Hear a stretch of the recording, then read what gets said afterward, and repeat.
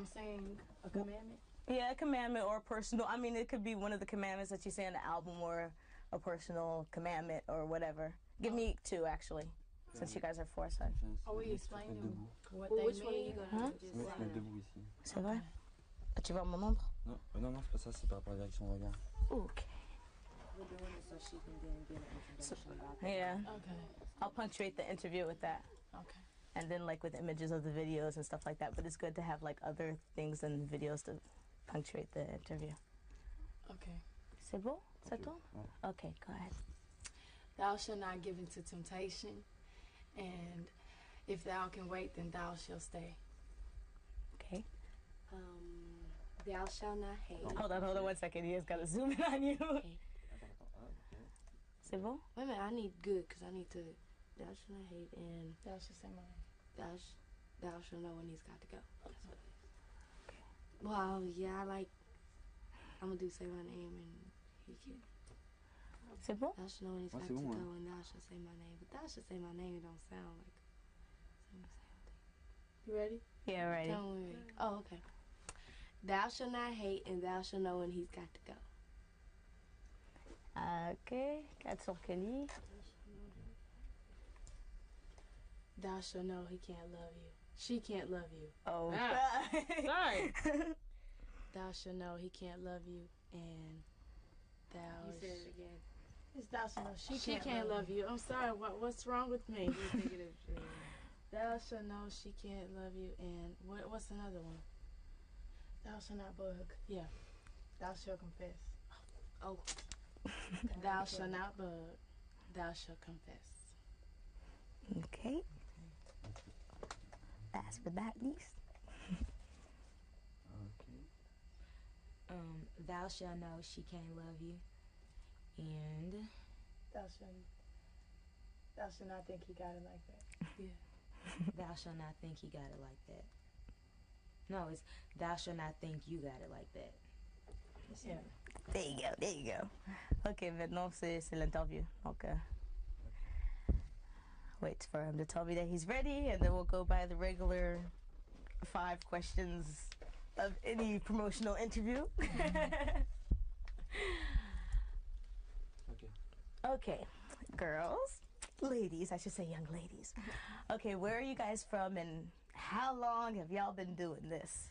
We are from Houston, Texas. Beyonce, Latoya, Kelly, and Latavia. And we've been doing this for about 10 years now.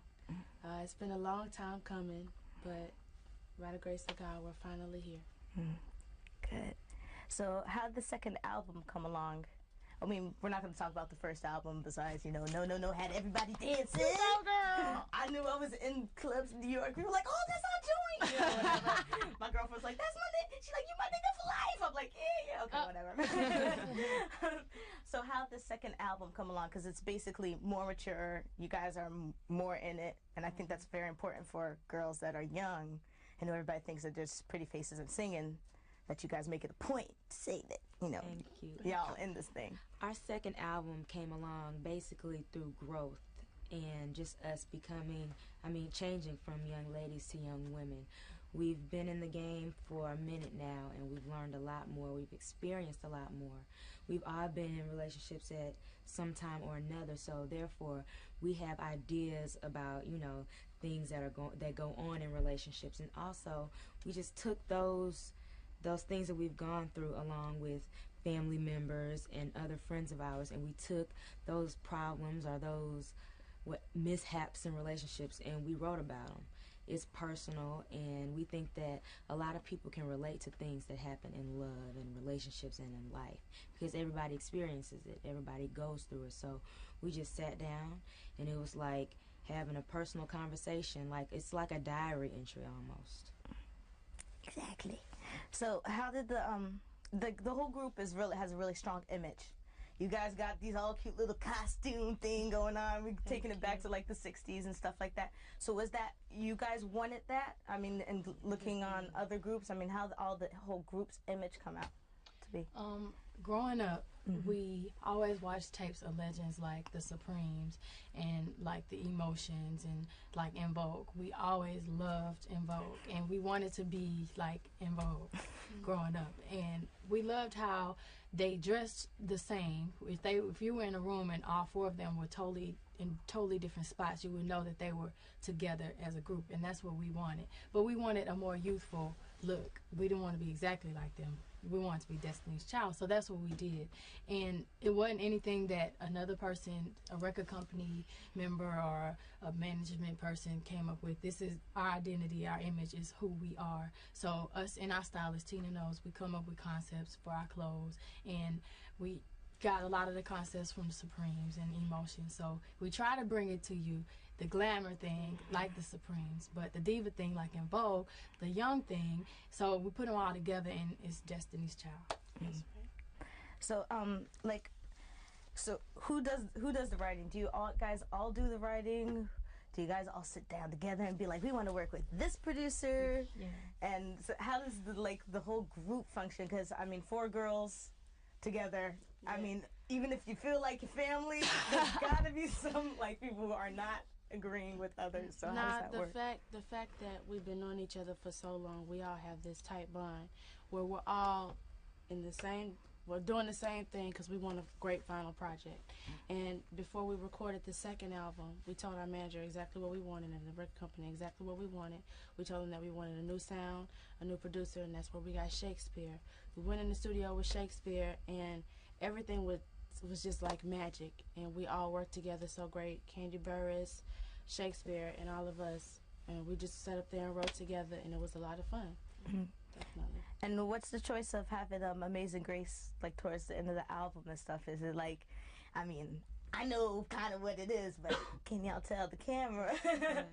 Having Amazing Grace at the end of the album. We put Amazing Grace on our album, and we dedicated it to our late manager, Andretta Tillman, who passed away a couple years ago. She always wanted us to do a gospel song. We were like, we sing R&B. We can't do all this gospel, blah, blah, blah. Even though we're all very spiritual, we were like, we can't do no gospel song. So once we did Amazing Grace, we were like, we got to put this on the album, and let's dedicate it to her. Let's kind of like in remembrance of our manager, our late manager. Also, the fact that we use the concept out of the Bible, the writings on the wall, which is the title of the album. We took the commandments because Moses found the commandments on the wall. The writings was on the wall. We took that concept. We wanted to make sure that everyone knew that we weren't trying to redo God's commandments. So we gave props to God who made the real commandments, and we thought that we had to do that because we don't want to give off the impression that we're trying to redo the commandments. We just took the concept out of the Bible. So we thought it was important for us to make that clear to the world. So yeah, I know you guys are probably aware that you guys have become like extreme huge role models for all young folks. And how do you guys like take on that responsibility of being these like newfound like role models like we haven't had in a little while, you know? Because there's a lot of girl groups, but there's like girl groups that you don't really know what they're talking about. They're not all going in the same direction. Like the whole album is not together. Yeah. You know, so how do you guys take on this newfound responsibility? Well, 2 of us are automatically role models because we have little brothers and little sisters. But, little sisters, little brothers.